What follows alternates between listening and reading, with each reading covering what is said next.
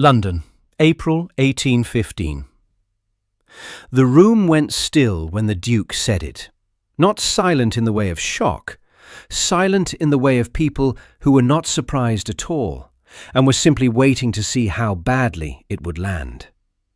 Miss Eleanor Vane sat across the mahogany table in her aunt's drawing room, with her hands folded in her lap and her spine perfectly straight. And she listened to Alastair Cavendish, Duke of Ashmore, explain to her why she had been chosen. "You were selected," the Duke said, "because you are without useful connections that would complicate the arrangement, without strong opinions that would require management, and without, from what I have been advised, the ambition to cause unnecessary inconvenience." He said it the way a man might describe a property he was satisfied to lease, not with cruelty exactly, but with the complete absence of the warmth one reserves for a human being. Eleanor did not blink. She did not flush. She did not reach for the handkerchief folded beside her teacup. She said quite evenly, "I see. And the terms?" Her aunt, Mrs. Prudence Hartwell, made a small stifled sound beside her, something between distress and relief that Eleanor had not bolted for the door. The solicitor, seated beside the Duke, shuffled his papers. The Duke himself seemed faintly surprised that she had not flinched. "1 season," he said. "We will be presented as engaged, then married quietly at Ashmore before summer. You will accompany me to the required social events. You will reside at Ashmore Park through August. In September, we will announce a mutual and amicable separation. You will receive the agreed settlement, enough to establish yourself independently and comfortably, and the matter will be concluded." Eleanor looked at him steadily. He was not what she had expected from the reports. She had expected a man worn down by his inheritance, pale, dissolute, perhaps apologetic. The Duke of Ashmore was none of these things. He was perhaps 32, broad-shouldered, with dark eyes that moved across a room as though cataloguing it for defects. He wore no expression that she could read. He was not handsome in the way of men who knew it. He was handsome in the way of old stone buildings, severe, certain, and not built for anyone's pleasure in particular. "And your reason," she said carefully, "for requiring a wife at all?" A pause. His jaw tightened just slightly. "My uncle's will," the solicitor answered, when it became clear the Duke would not. "The late Lord Cavendish stipulated that His Grace must be married by his 33rd birthday in order to inherit Ashmore Park and the associated estate in full. Otherwise, the estate passes in trust to the extended family." Eleanor nodded once. She understood. She understood more than the solicitor had said, because she had spent 3 years managing the affairs of a widowed countess, and she knew precisely what it meant when a man needed a wife in April and planned to be rid of her by September. She was not a person to him. She was a clause. She looked at the Duke again, and he was looking back at her with that cataloguing gaze, and she thought, "He does not know what I am. He has looked at my circumstances and read them as smallness. He has mistaken quiet for empty. He has confused the absence of pretension for the absence of ability." She did not correct him, not yet. "Very well," she said. "I accept the terms."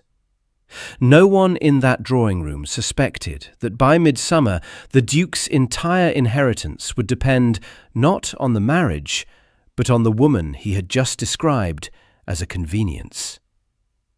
Eleanor Vane had not always been poor, or rather, she had always been poor in money and rich in everything else, which was precisely the kind of poverty that society found most inconvenient. Her father, the Reverend Thomas Vane, had been a man of extraordinary learning and very little financial sense. He had loved his books, his parish, his daughter, and his God, in that order on Mondays, and in some rearrangement on other days of the week. He had left Eleanor, upon his death 4 years ago, a small collection of first editions, a thorough education in Latin, mathematics, and estate management, and precisely £12.07. It was the education that had saved her.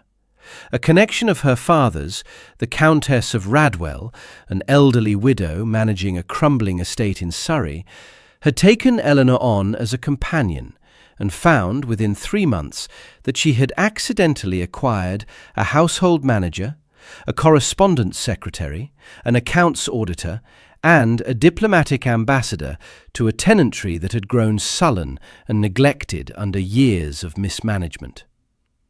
Eleanor had spent 3 years reorganizing Radwell House from the inside out. She had found where the money was bleeding. She had renegotiated 3 tenant leases, dismissed a steward who had been billing the estate for work that was never done, and quietly rebuilt the household's financial position without ever once raising her voice or claiming credit. When the Countess died, she left Eleanor a small sum and a letter of character that called her the most valuable person I have known in 40 years of keeping house. Eleanor had read the letter in the carriage back to her aunt's, and then folded it carefully into her travelling case, because she had already learned that recommendations from dead women carried very little weight in a world run by living men.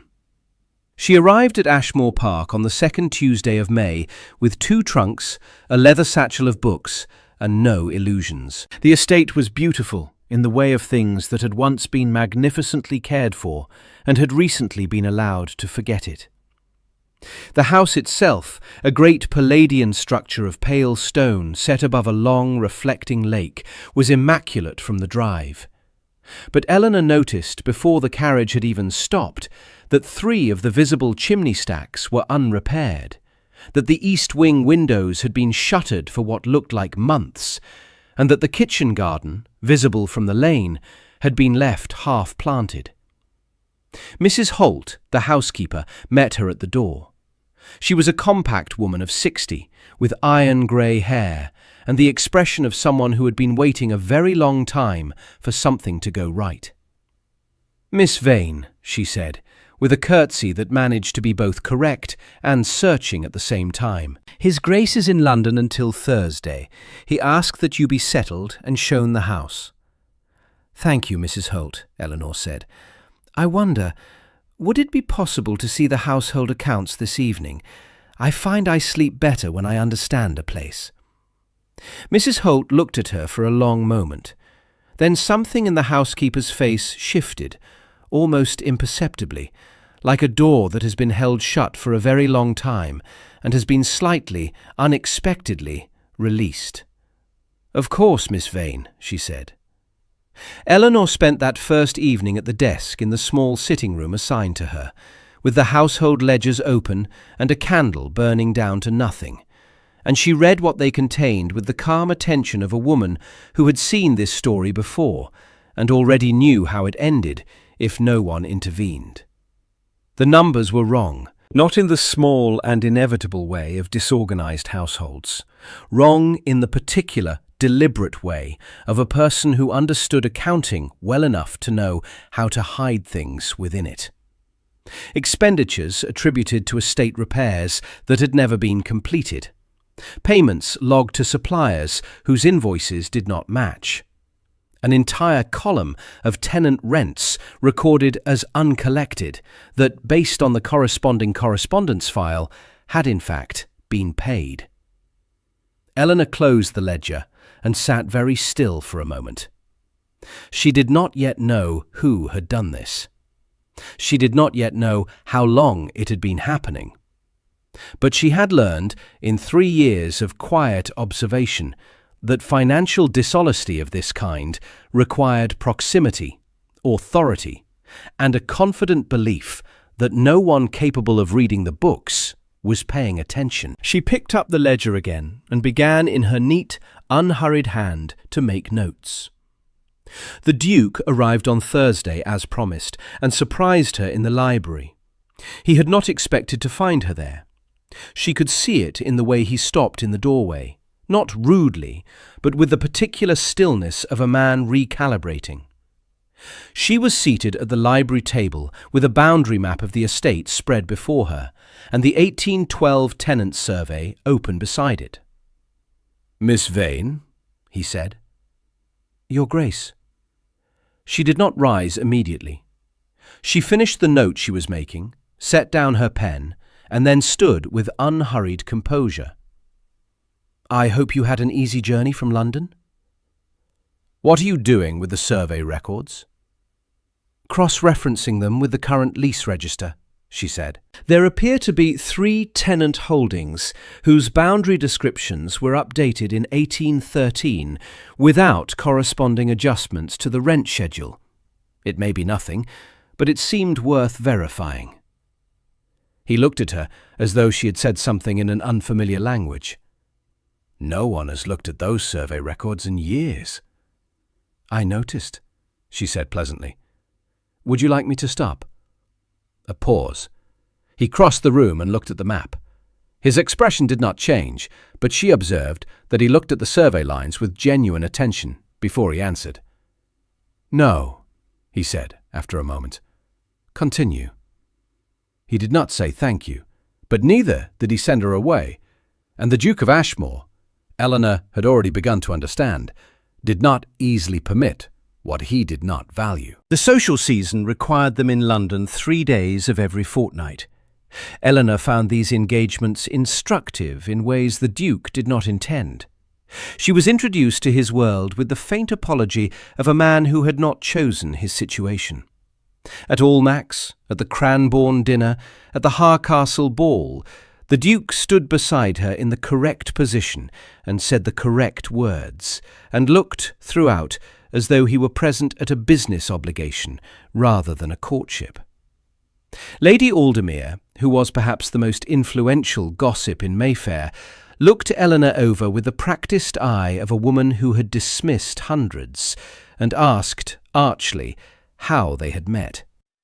"His Grace was kind enough to consider my suitability," Eleanor said, with a composure so complete that Lady Aldermere couldn't quite determine whether she was being outmanoeuvred or simply ignored. It was Gerard Cavendish she noticed most at these events. The Duke's cousin was charming in the way of men who have learned that charm is a tool. He was perhaps 5 years older than the Duke, with an easy manner and a habit of appearing at Eleanor's elbow precisely when the Duke was engaged elsewhere. "My cousin has made an interesting choice," Gerard said to her at the Harcastle ball, with a smile that did not reach his eyes. "You are not at all what we expected."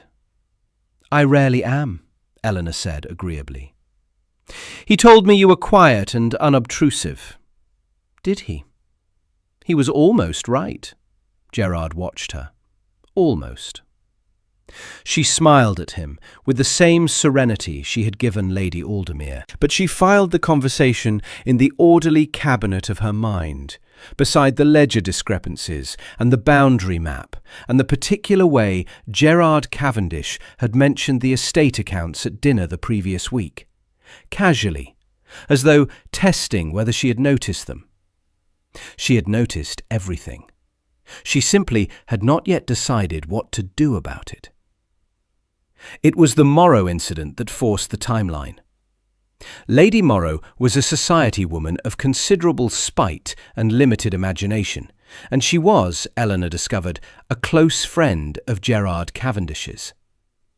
At the Broughton Musicale in the second week of June, Lady Morrow positioned herself near a group of women that included Eleanor, and said, loudly enough to carry across the room, that it was remarkable how far a woman of no family, no fortune, and no particular beauty could advance simply by making herself useful to a man of rank. The room did not go silent, but it contracted. Several faces turned. Eleanor stood in the slight pause that followed and felt the weight of it. the familiar, particular weight of being invited to feel shame about things she had not done. She had grown up at the edge of respectable society. She knew this game. She knew its rules and its cruelties and its purposes. She looked at Lady Morrow with an expression of polite interest, as though she were listening to an unusual opinion about the weather. "It is remarkable," she agreed calmly, "although I find that usefulness tends to be more durable than most other recommendations. Will you excuse me?" She walked away with perfect steadiness. She did not look for the Duke. She went to the refreshment table, accepted a glass of lemonade from a footman, and stood for a moment in the quiet at the edge of the room. The Duke found her there. She had not expected him to. She had assumed he had not heard, or had heard and would say nothing, which amounted to the same thing. "Lady Morrow's remarks," he said, beside her in a low voice, "were uncalled for." "Yes," Eleanor said. "I should have—" He stopped. Something in his face moved briefly and then was controlled again. "I was across the room." "It is of no consequence," she said, and she meant it, mostly. What had happened was not new to her. The world had been making that particular speech since she was 17. What was new was that the Duke of Ashmore, cold, practical, contractual, was standing beside her with the expression of a man who was discovering, possibly for the first time, that he had obligations he had not budgeted for. She did not tell him about the ledgers that night, but she thought about them all the way home in the carriage, in the dark, with the Duke silent beside her, and London passing in lit windows beyond the glass. She had been married 3 weeks when she found the letter. It was in the estate correspondence file. Misfiled, or perhaps deliberately placed where it would be overlooked. A letter from the solicitor's office, dated February 1815, 2 months before the Duke had approached her aunt's house with his arrangement. The letter confirmed a meeting between the solicitor and Mr. Gerard Cavendish regarding the terms of the late Lord Cavendish's will, and it contained one line that Eleanor read 3 times before she was certain she understood it. As discussed, the clause requiring marriage before the 33rd birthday was inserted at Mr. Cavendish's particular request, on the understanding that a swift and uncomplicated arrangement would be most advantageous to all parties. She set the letter down on the desk. Gerard Cavendish had arranged the will clause himself. He had created the situation that forced the Duke to marry quickly and without careful consideration. He had known that the Duke, proud and private and reluctant to involve himself in the marriage market, would choose the most convenient possible option, a quiet woman with no family to ask questions, no social position to protect, and no reason to look closely at the accounts. He had built a cage and designed the lock, and handed the Duke the key, and then he had waited. The letter was not the most damaging thing Eleanor had found. It was the earliest. She went back to the ledger entries, and now, knowing what she was looking for, she traced the pattern with the precision of someone who had been trained to find exactly this kind of thing. Over 3 years, Gerard Cavendish had transferred, through falsified expenditure records and suppressed tenant rents, a sum that she eventually calculated at nearly £6,000. He had done it carefully, incrementally, with the patience of a man who believed he would never be caught, because no one sufficiently skilled was ever looking. Eleanor sat with the final figure for a long moment. Then she sent a note to the estate solicitor. Not Gerard's contact, but the firm's senior partner, whose name appeared on the earliest correspondence, requesting a private meeting at his earliest convenience. She did not tell the Duke. She did not tell him because she had made an agreement. 1 season, limited scope, no inconvenience. because he had chosen her for her silence, and she had at the time accepted that, because she was not yet certain whether what she felt was loyalty or simply the instinct of a woman who had spent her life repairing things that other people had broken, and who could not, apparently, stop doing it, even when it would benefit her to look away. And because she needed to know, before she told him, whether he was the kind of man who would hear the truth and act on it, or the kind who would hear it and wish she had been quiet. The solicitor, Mr. Fenwick, was a careful man. He listened to Eleanor for 40 minutes without interrupting, examined the documents she placed before him with thorough attention, and then sat back in his chair with the expression of a man who had suspected something for some time, and was only now being given the form to place it in. "These records," he said slowly, "are significant." "Yes," Eleanor said. "His Grace is unaware?" "His Grace is unaware." Mr. Fenwick looked at her over his spectacles. "Miss Vane, Your Grace, if I may ask, why did you bring this to me rather than to him directly?" Eleanor considered the question, as she had considered it herself, over several nights. "Because," she said at last, "the evidence must be correctly assembled before it can be acted upon. His Grace is not a man who responds well to incomplete information, and because the moment he knows, the situation changes in ways that cannot be managed from inside the household." She paused. "And because, if I had simply walked into the library and told him that his cousin had been robbing him and that the marriage clause had been engineered, I would have sounded like a woman trying to make herself indispensable, and he would have heard it that way." Mr. Fenwick nodded slowly. "And this way?" "This way," she said. "You verify it independently and present it to him as what it is: evidence, not a wife's accusation." Mr. Fenwick looked at her for another long moment, and then he did something she had not expected. He said, very quietly, "Your father was the Reverend Thomas Vane, was he not? Of Harley Parish, in Surrey?" Eleanor was surprised.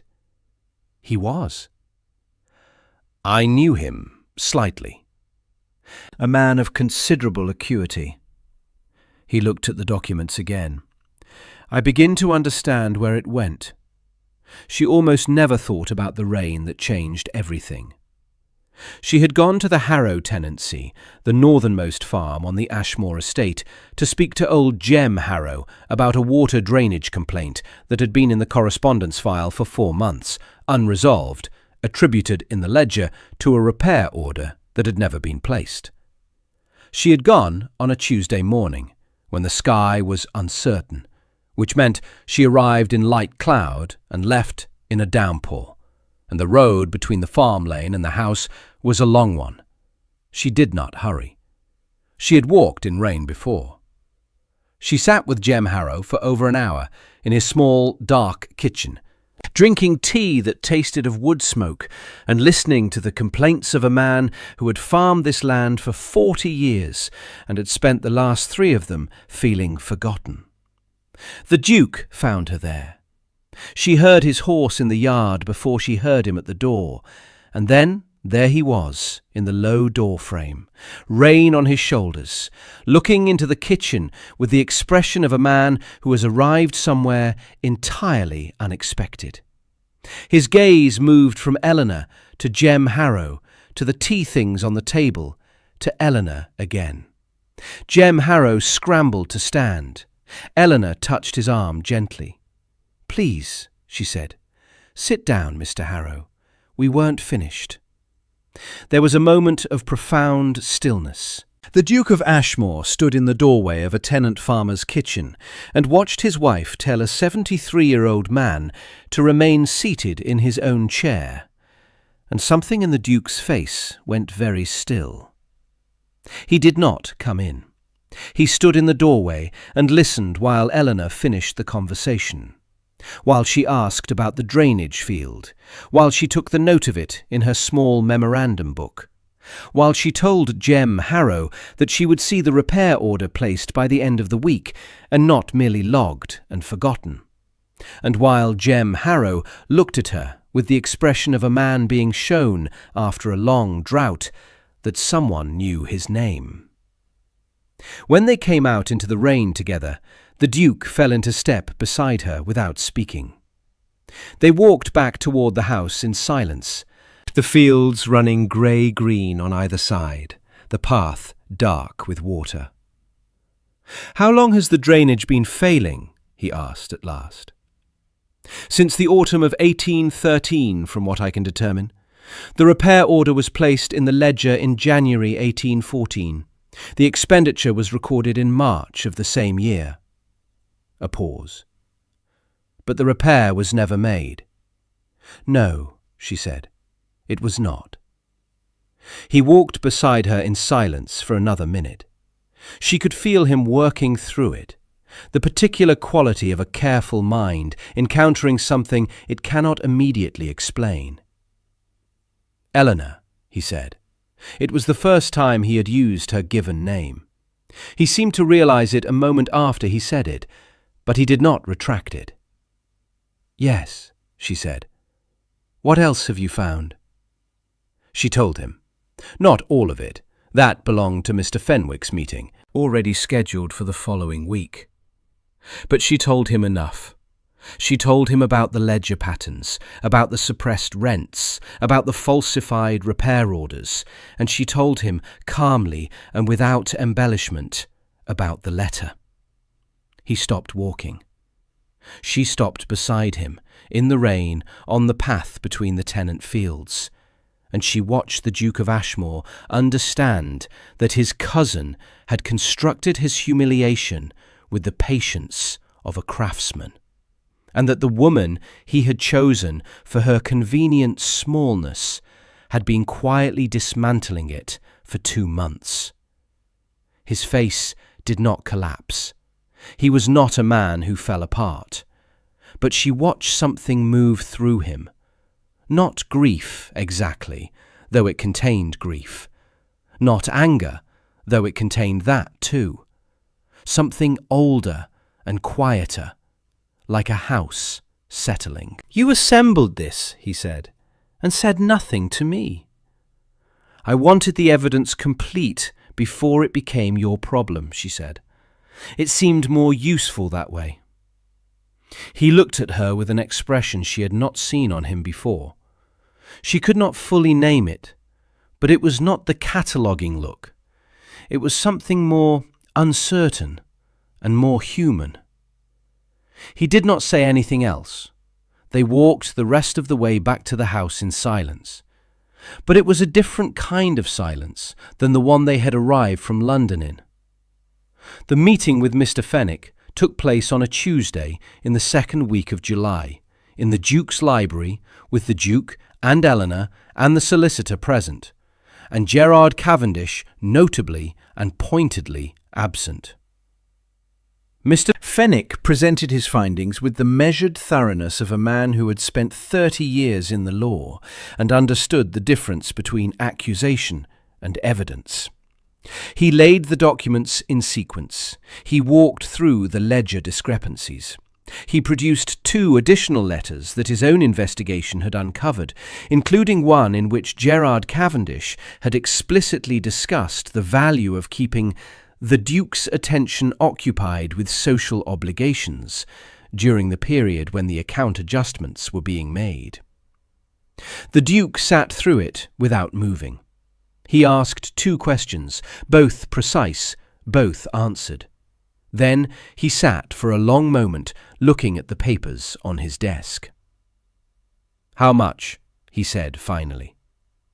Mr. Fenwick named the figure. It was slightly higher than Eleanor's own calculation. She had been conservative. The Duke nodded once. He looked at Eleanor. She met his gaze without expression. "You knew," he said, "before we came to London for the Harcastle ball." "Yes." "You said nothing." I didn't have sufficient documentation yet. That is not entirely why. It was not a question. She did not treat it as one. No, she said. It is not entirely why. He was quiet for a moment. Then, why else?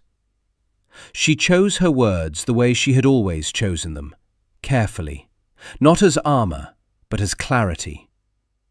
Because I was not certain at that point whether you would receive it from me as information or as interference, and the difference matters.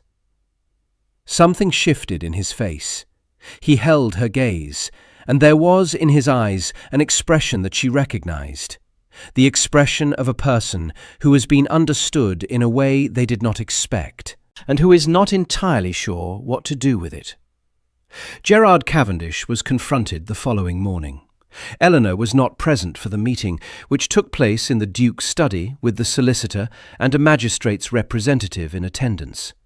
She sat in the library with a book she did not read, listening to the sounds of the house around her, the footsteps of servants who had begun over the past 2 months to move with more confidence in their duties, the distant sound of the east wing windows being opened for the first time in months, because she had quietly asked Mrs. Holt to begin preparations for using those rooms again.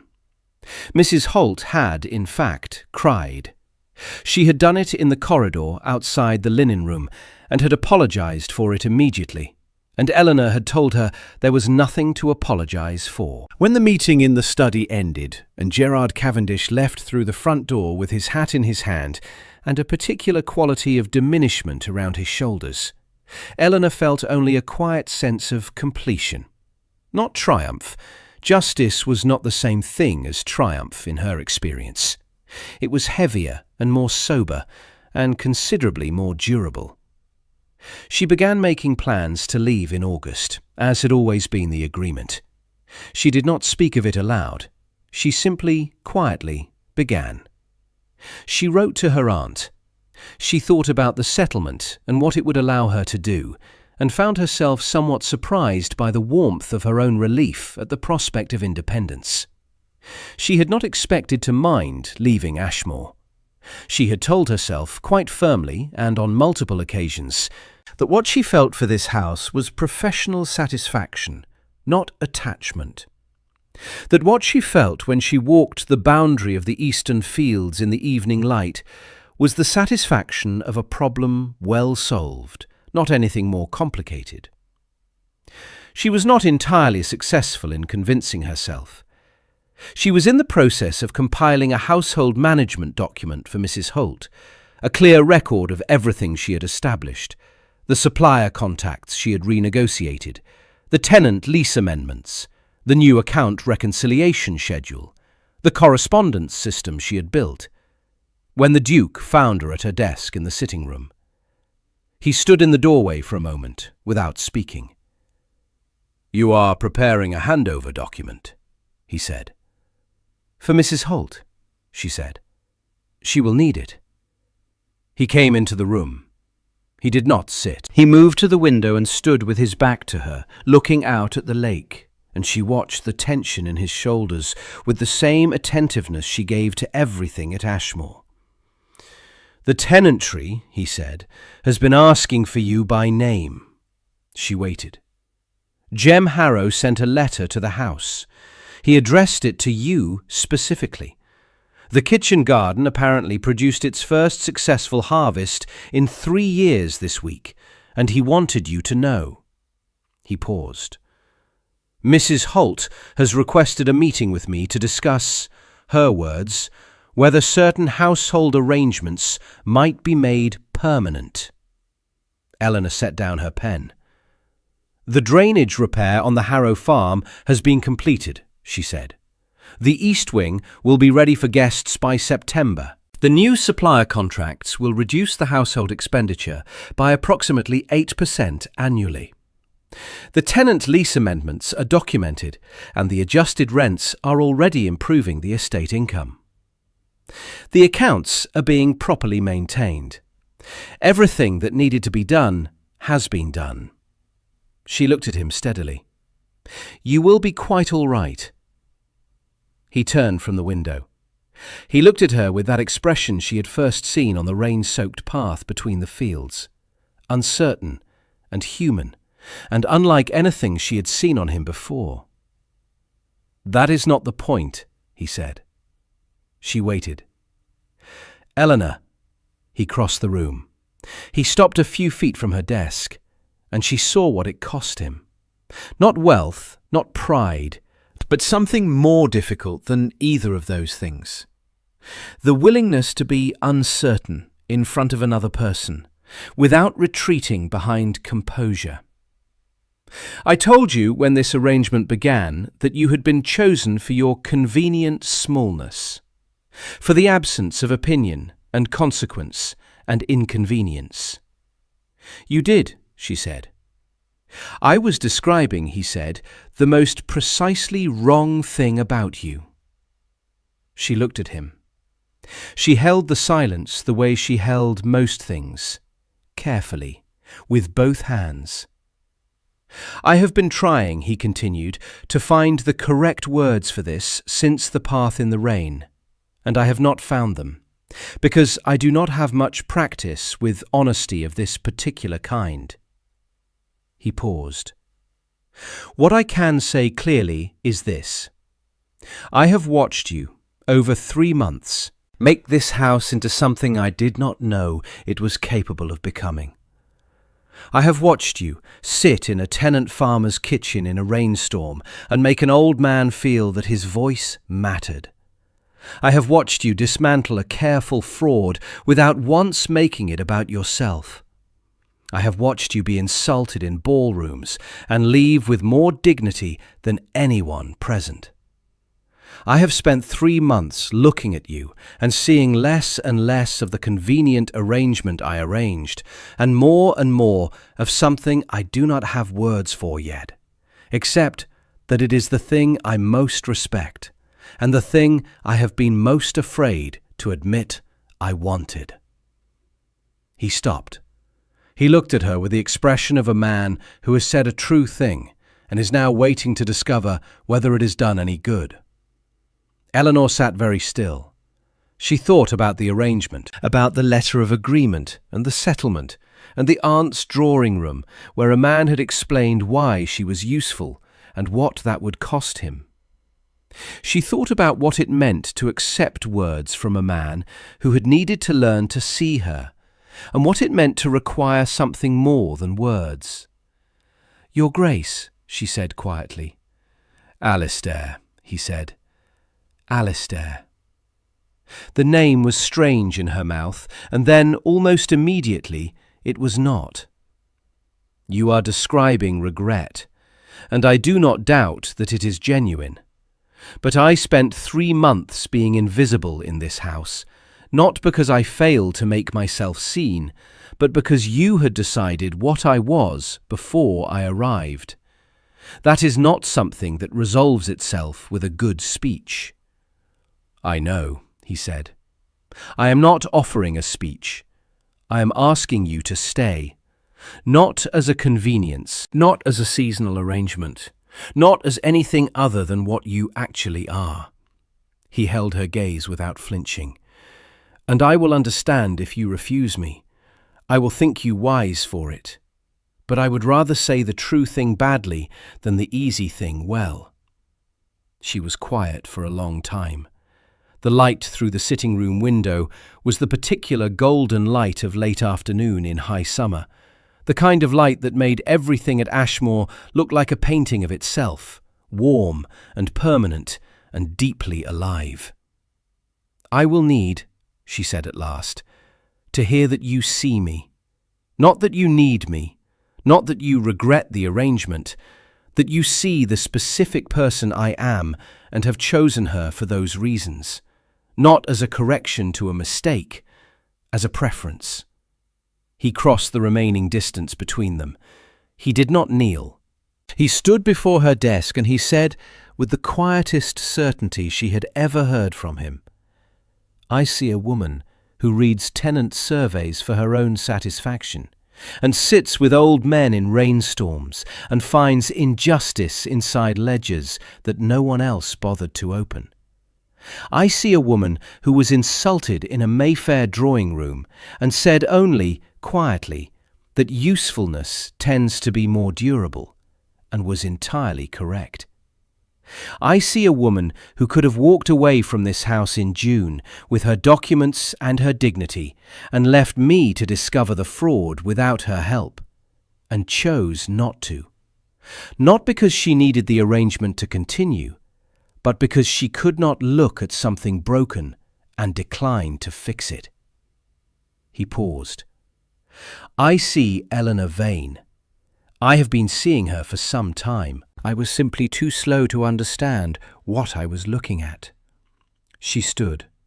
She was not taller than him by any means, but she stood before him as an equal, and she let him see that she knew her own worth, had always known it, had never required his recognition to possess it, and was choosing to share it with him now, not from gratitude or relief, but from something clear and voluntary and entirely her own. "Then I will stay," she said, "not because the settlement was generous, and not because the house is in need of me, but because I would like to see what you become when you stop being afraid of what you want." The season that followed was different. The ballrooms of Mayfair saw a Duke of Ashmore who had altered in ways that the gossips could not quite place. He was not warmer exactly. Warmth was not his natural idiom. But he was present. He stood beside his wife with the attentiveness of a man who has recently learned to look properly at things. And Lady Aldermere, who had been composing a quiet social dismissal of the arrangement all summer, found that it no longer seemed applicable. Lady Morrow made one more attempt at the Ellsworth dinner in September. She began a sentence about women who had elevated themselves beyond their natural station, and the Duke, who had heard it begin from across the room, crossed toward his wife with a deliberateness that attracted attention before he had said a word. He offered Eleanor his arm and said audibly, "Lady Morrow, my wife has considerable patience. I find that I have rather less." He turned them both away with the quiet finality of a man who has made a decision and is not interested in revisiting it. And the sentence died in Lady Morrow's throat. Eleanor pressed his arm once, briefly, and said nothing. She did not need to. Gerard Cavendish's affairs were settled through the solicitor's office, without public spectacle, which was the Duke's preference and Eleanor's recommendation. The estate was not made whole. £6,000 is not easily recovered, but the hemorrhage stopped. The accounts were properly maintained. The tenantry received what they were owed. The East Wing opened in October for a house party of quiet distinction, and Jem Harrow's fields drained properly through the winter for the first time in 3 years. In November, Eleanor found the Reverend's collection of first editions that she had placed in Ashmore's library at the Duke's invitation, and spent a long afternoon cataloguing them. The Duke found her there, as he had found her once before in the library, and she was sitting cross-legged on the floor among the volumes, with her hair slightly undone, and a catalogue notebook on her knee. And he stood in the doorway and looked at her for a long moment with an expression that he no longer tried to control. "I thought you were cataloguing the survey records this afternoon," he said. "I was," she said. "Then I found these. I became distracted." "You are never distracted." "I am occasionally distracted by things that matter."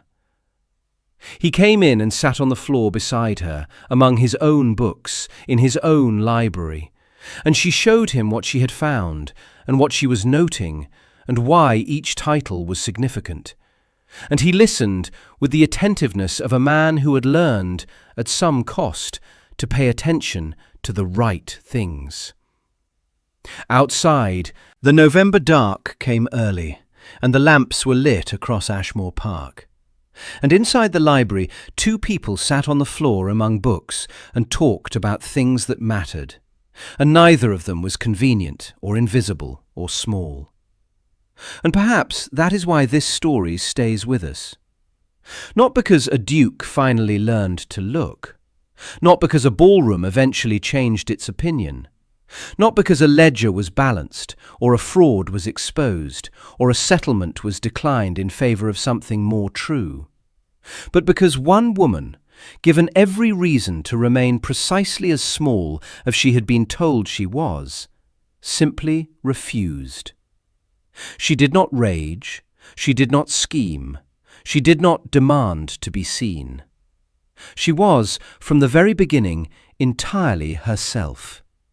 And she trusted, quietly and without apology, that being entirely herself was more than enough. She was right. She was always right.